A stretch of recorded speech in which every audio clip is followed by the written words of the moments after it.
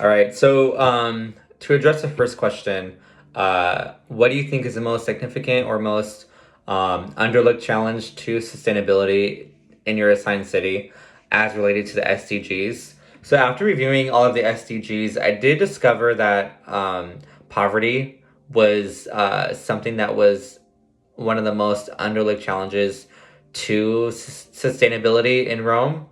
I did discover after doing some research that 9.4% of the entire country's population are in absolute poverty since the year 2020. Now, COVID 19 did play a major catalyst in that, but just to add to this, a major concentration of this group that lived below the poverty line or are homeless are living in the city of Rome.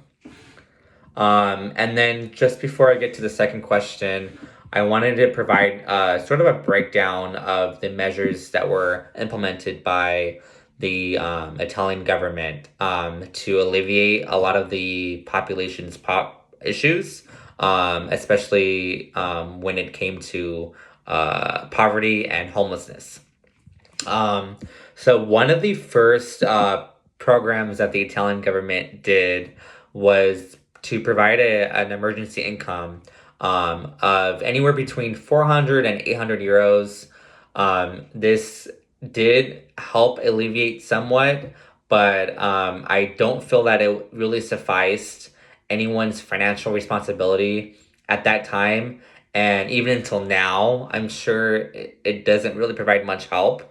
Now, the amount of euros that's equivalent to 424 US dollars up to 848 US dollars. That was the just to give you an idea of how much the value is. And then another measure that the Italian government did, also, which included the people that were living in Rome, they restricted any collection agencies from garnishing wages. That was something that they felt that would help.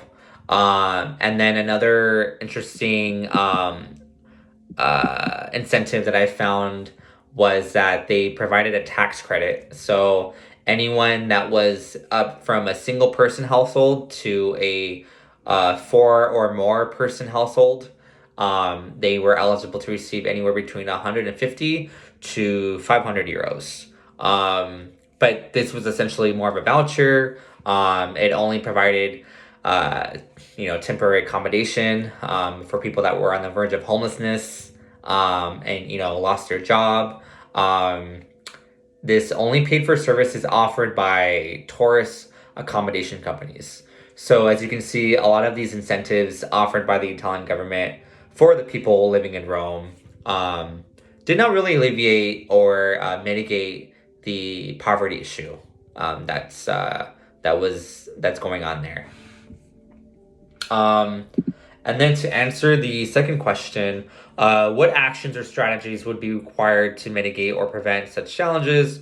What kinds of actions might work better in this city versus another?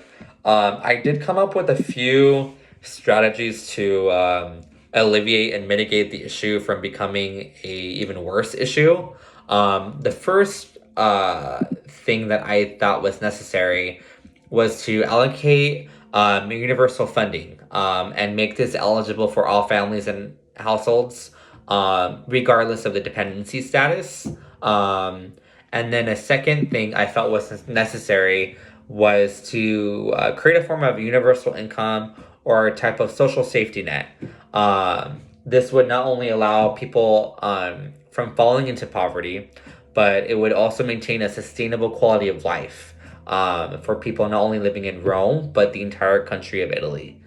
Um, Another incentive I thought that would help the prevent this challenge would were to be to create or repurpose any old hotels and churches to allow for temporary to short-term housing. And then lastly, another incentive I thought was necessary was to create new government agencies. I'm not really sure or keen on what government agencies already exist in Italy, but I do know that in here in the U.S. we do have a program called TANF or TANF, an acronym that stands for Temporary Assistance for Needy Families.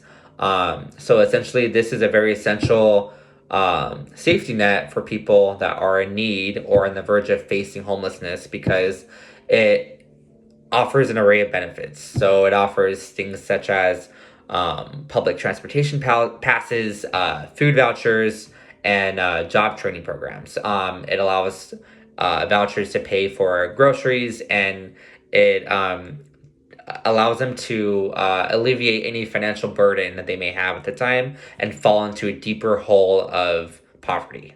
So I think that implementing a similar program or creating additional government agencies in Italy would also benefit the people of Rome as well.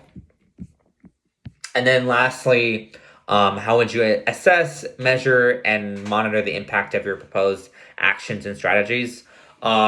I felt that by creating a group of outreach workers and going on foot, locating unhoused individuals, understanding and analyzing their needs as the population grows, and inevitably there will always be more people that are susceptible to poverty and homelessness.